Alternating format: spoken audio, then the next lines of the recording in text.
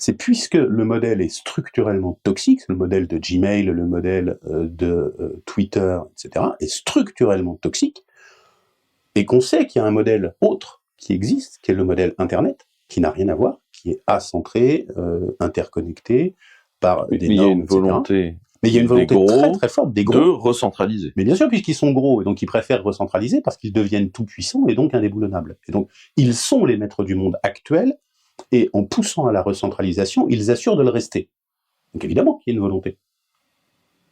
Elle est très claire. Je ne sais pas s'ils comprennent pourquoi ils ont cette volonté-là, parce que souvent les gens ne comprennent pas pourquoi ils veulent les choses. Oui, alors c'est un truc qu'il faut, ça c'est un truc qu'il faut comprendre, parce que des fois on dit machin a telle volonté, etc.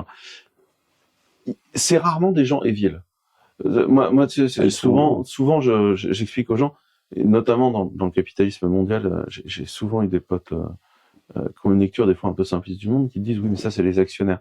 Et quand tu parles avec eux de les actionnaires, t'as l'impression qu'à la fin, il y a 20 mecs avec un haut de forme et des gros cigares qui prennent ces décisions-là.